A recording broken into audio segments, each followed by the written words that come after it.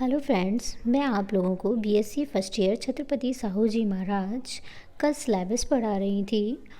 उसी के according botany subject में मैं आप लोगों को टोबैको मोज़ेक वायरस के बारे में बताऊंगी। ओके, अगर आपको मेरी वीडियो पसंद आती है तो आप मेरी वीडियो को लाइक कर दीजिए और मेरे चैनल को सब्सक्राइब कर लीजिए, जिससे आने वाली वीडियोस की नोटिफिकेशन आपको सबसे पहले मिल सके। Okay, thank you. अब हम स्टार्ट करते हैं अपना टॉपिक, जिसका नाम है टोबैको मोज़ेक वायरस, जिसे हम शॉर्ट में TMV भी कहते हैं। ओके, इस वायरस की खोज 1892 में आइवानोविस्की ने की थी। किसने की थी? आइवानोविस्की नामक एक वैज्ञानिक थे जिन्होंने इस वायरस की खोज की थी, तथा इसका आइसोलेशन व क्रिस्टलाइजेशन 1936 में स्टेनले ने किया था। ठीक है, खोज किसने की थी फ्रेंड्स? इसकी आइवानोविस्की ने। लेकिन इसका आइसोलेशन यानी इसको अलग किसने किया था, और इसका क्रिस्टलाइजेशन किसने किया था? 1936 में स्टेनले ने किया था। ओके, अब हम पढ़ेंगे कि TMV, symptom of TMV on the host. मतलब कि TMV जो टोबैको मोज़ेक वायरस होते हैं उसके लक्षण क्या होते हैं होस्ट पे। जैसे किसी लीफ पे या किसी प्लांट पे अगर TMV टोबैको मोज़ेक वायरस का इन्फेक्शन होता है तो उस पर सबसे पहले क्या लक्षण दिखाई देते हैं? ओके, तो तंबाकू के पौधे में TMV का इन्फेक्शन, ठीक है, हम पढ़ेंगे तंबाकू के पौधे में TMV का इन्फेक्शन होने पर निम्न लक्षण दिखाई देते हैं। ठीक है, TMV का इन्फेक्शन होने पर निम्न लक्षण दिखाई देते हैं। अब वो क्या लक्षण है अब हम देख लेंगे। तो इसमें शीर्ष पर स्थित यंग लीव्स में डाउनवर्ड कर्लिंग तथा डिस्टॉर्शन हो जाता है। ठीक है, इसमें शीर्ष पर स्थित जो यंग लीव्स होती हैं यानी जो न्यू लीव्स होती हैं उसमें क्या हो जाता है? नीचे की ओर कर्लिंग, डाउनवर्ड कर्लिंग हो जाती है और डिस्टॉर्शन हो जाता है। और क्या होता है?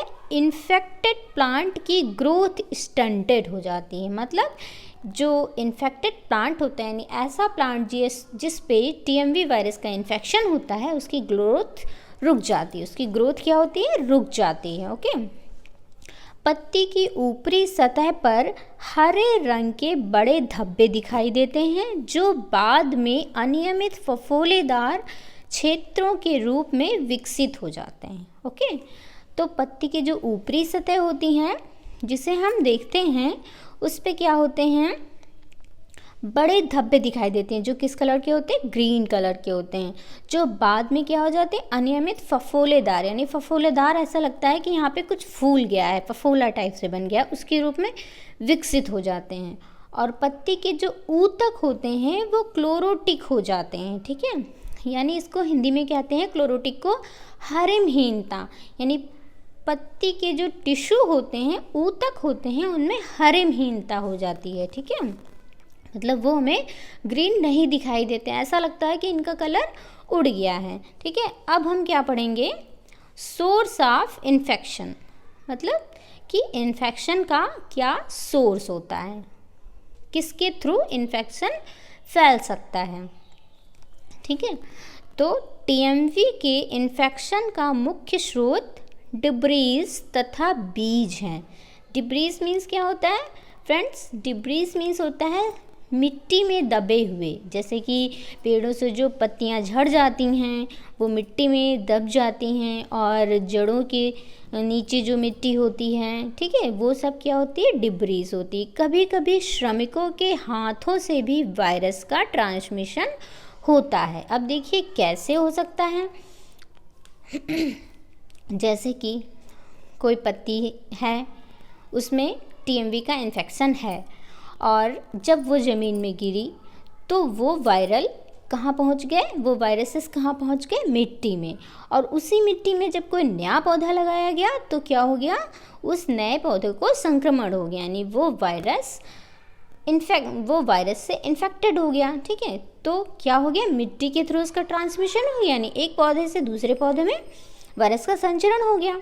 और श्रमिकों के हाथों से, जैसे कि कोई पौधे लगे हुए हैं, मान लिया तंबाकू की खेती की जाती है, तो उसमें कोई पौधे इस वायरस से इन्फेक्टेड हैं, और जब वो पौधे इन्फेक्टेड हैं तो उन पौधों को किसी श्रमिक ने, यानी जो वहाँ काम करते हैं, उन लोगों ने उन पौधों की कटाई की। किससे? औजारों से।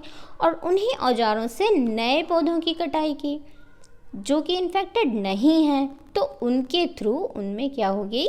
डिजीज़ हो गई। तो श्रमिकों के हाथों से भी वायरस का ट्रांसमिशन होता है।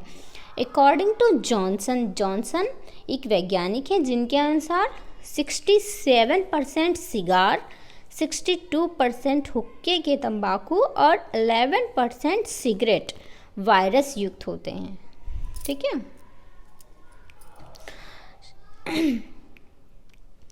इस वायरस का ट्रांसमिशन सैप द्वारा होता है। ये जो वायरस होता है इसका ट्रांसमिशन किसके द्वारा होता है? सैप द्वारा। अतः कृषि यंत्र, मनुष्य तथा जंतु भी इस रोग के ट्रांसमिशन में सहायक होते हैं। हमने आपको बताया ना कि जो है मनुष्य के द्वारा भी इसका ट्रांसमिशन हो सकता है, और श्रमिकों के द्वारा जैसे वो कटाई करते हैं उसके बाद में नए पौधों को भी छूते हैं, जिससे कि उनका ट्रांसमिशन हो जाता है, क्योंकि सैप रस उनके हाथों में लग जाता है, औजारों में भी रस लग जाता है। और इस वायरस का जो ट्रांसमिशन है, टीएमवी जो वायरस है, इसका ट्रांसमिशन किसके द्वारा होता है? सैप द्वारा। ठीक है।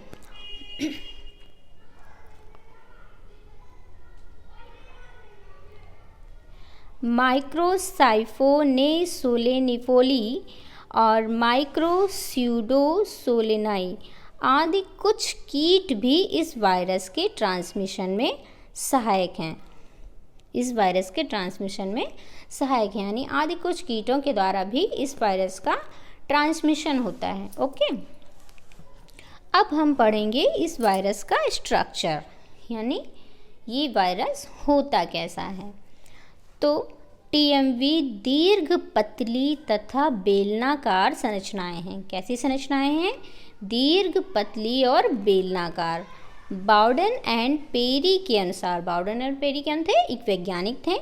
उनके अनुसार इनका आमाप 3000 एंगस्ट्रॉम इंटू 180 एंगस्ट्रॉम तथा आणविक भाग 40 लाख होता है। ठीक है। यह दोनों भागों का बना होता है। कौन कौन से भाग? एक तो प्रोटीन कोट और दूसरा न्यूक्लिक एसिड। ठीक है। प्रोटीन आवरण को क्या कहते हैं? कैप्सिड कहते हैं। इनका प्रोटीन कोट एक समान संरचना वाली 2130 सब यूनिट्स या कैप्सोमियर्स का बना होता है। किसका बना होता है? 2130 सब यूनिट्स या कैप्सोमियर का, जिनमें प्रत्येक का अणुभार 17,400 होता है। प्रत्येक सब यूनिट्स में 158 अमीनो एसिड्स की निश्चित क्रम में व्यवस्थित एक श्रृंखला होती है। कितने अमीनो एसिड्स की? 158 अमीनो एसिड की एक निश्चित श्रृंखला होती है। प्रोटीन सब यूनिट्स कुंडलिनी क्रम में व्यवस्थित होकर एक खोखली बेलनाकार नलिका बनाते हैं। ठीक है। प्रोटीन नलिका के केंद्र में लगभग 6340 न्यूक्लियोटाइड से बना एक कड़ी आरएनए का एक अणु होता है। ठीक है। जिसका अणुभार लगभग 2.4 लाख होता है। आई बात समझ में? अब हम इसका स्ट्रक्चर देख लेंगे। तो ये सेंट्रल कोर न्यूक्लिक एसिड से बना हुआ है। ये न्यूक्लिक एसिड है। और ये क्या है? ये 180। ठीक है। और ये है प्रोटीन कोट कैप्सिड। ये प्रोटीन कोट कैप्सिड है। ये बहुत सारी सब यूनिट्स हैं। कितनी सब यूनिट्स से मिलकर बना हुआ होता है? 2130 सब यूनिट्स या कैप्सोमियर से। तो ये क्या है? Capsomere. Okay. Okay, thank you. अगर आपको मेरी वीडियो पसंद आई है तो आप मेरी वीडियो को लाइक कर दीजिए और मेरे चैनल को सब्सक्राइब कर लीजिए, जिससे आने वाली नई वीडियोज़ की नोटिफिकेशन आपको सबसे पहले मिल सकें।